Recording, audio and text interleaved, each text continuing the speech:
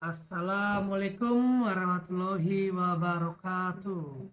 Izin Ibu Esti dan teman-teman semua yang menonton video saya ini, saya ingin menjelaskan rangkuman tentang materi-materi yang telah kami pelajari di minggu-minggu sebelumnya. Dan ini tugas untuk mata kuliah pendidikan kewarganegaraan.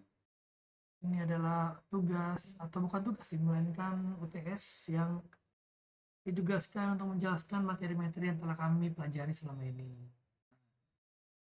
Jadi judul kami itu adalah menjadi warga negara yang sadar identitas, integrasi, konstitusi dan hak kewajiban. Halo semuanya. Jadi di sini saya ingin menjelaskan ya. Yang pertama itu identitas nasional. Identitas nasional adalah jati diri suatu bangsa yang membedakannya dari bangsa lain. Seperti identitas kita sendiri kan. Itu berupa maksudnya identitas negara kita itu yang pertama berupa budaya Indonesia, budaya dari berbagai negara, berbagai suku itu ada budaya, berbagai bahasa maupun sejarah-sejarah yang telah terjadi di daerah Indonesia masing-masing dan terdapat nilai-nilai Pancasila, moral-moral Pancasila dan simbol-simbol kenegaraan. Ini termasuk identitas nasional. Dan kenapa identitas nasional penting bagi kita semua atau bagi warga Indonesia? Karena ia menjadi perekat dalam keberagaman Indonesia dengan lebih dari 17.000 pulau di Indonesia, ratusan suku dan bahasa. Kita membutuhkan identitas bersama agar tidak terpecah. Secara historias, identitas nasional Indonesia terbentuk dari perjuangan melawan penjajahan. Secara sosiologis, identitas ini tumbuh dari nilai gotong royong, bertoleransi beragama, terus adanya tingkat toleransi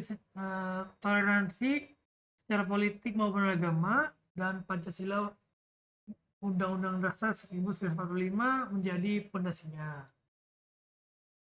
Tapi identitas nasional juga sangat menghadapi tantangan globalisasi, seperti krisisnya moral, seperti anak SMA atau SMP atau SD juga hilangnya rasa sopan santun kepada orang yang lebih tua, terus hilangnya atau lunturnya nilai kebudayaan lokal, seperti contohnya orang tidak mengerti atau tidak bisa lagi berbahasa suku aslinya, seperti contoh saya sendiri ada orang Batak, saya harus bisa berbahasa Batak, bukan harus melainkan mengerti dan memahami apa itu bahasa Batak.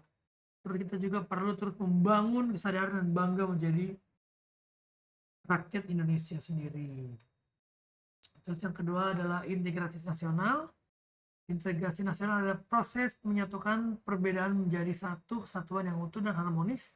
Tanpa integrasi, keberagaman di Indonesia justru bisa menjadi pemicu konflik. Mengapa integrasi nasional dibutuhkan? Karena tanpa itu kita bisa mudah terpecah oleh isu sarah, politik, identitas, dan atau disinformasi. Secara historis, integrasi nasional dimulai dari Sumpah Pemuda 1928 yang secara langsung itu masih dalam pemerintahan Insinyur Soekarno, yaitu presiden pertama kita. Secara sosiologis, masyarakat Indonesia telah terbiasa hidup berdampingan. Dan secara politik, NKRI adalah bentuk nyata integrasi yang harus dijaga. Tantangan integrasi saat ini adalah disintegrasi sosial, intoleransi agama, serta ancaman separatisme. Oleh karena itu, semua punya peran menjaga persatuan dalam perbedaan. Konstitusi Indonesia, yang ketiga. Konstitusi adalah dasar hukum tertinggi yang mengatur seluruh kehidupan berbangsa dan bernegara di Indonesia. Konstitusi utama kita adalah Undang-Undang Dasar 1945. Mengapa kita butuh konstitusi? Karena konstitusi menjamin keadilan, keteraturan, dan perlindungan hak asasi. Ia menjadi pedoman dalam menjalankan pemerintahan yang demokratis. Secara historis, Undang-Undang Dasar 1945 disahkan saat kemerdekaan sebagai bentuk kedaulatan rakyat. Secara sosiologis dan politis, konstitusi menjadi jembatan antara pemerintah dan rakyat agar hak-hak terpenuhi dan kewajiban dijalankan. Jadi kita sebagai warga negara Indonesia harus memahami isi konstitusi agar tidak mudah dimanipulasi dan bisa ikut mengawasi jalannya pemerintahan. Yang keempat atau yang terakhir, hak dan kewajiban warga atau hak kita sebagai warga kenegaraan. Sebagai warga negara, kita memiliki hak seperti mendapat pendidikan, perlindungan hukum, dan hidup layak. Tapi juga kita mempunyai kewajiban seperti menaati hukum, membayar pajak, dan menjaga persatuan. Itu adalah hukum yang sangat mendasar untuk kita sebagai rakyat Indonesia yang menjunjung tinggi kedaulatan Indonesia. Mengapa harmoni antara hak dan kewajiban penting? Karena tanpa keseimbangan negara tidak bisa berjalan stabil. Hak tanpa kewajiban menghasilkan egoisme. Kewajiban tanpa hak menimbulkan ketidakadilan. Secara historis, perjuangan bangsa Indonesia adalah untuk mendapatkan hak-hak sebagai manusia merdeka.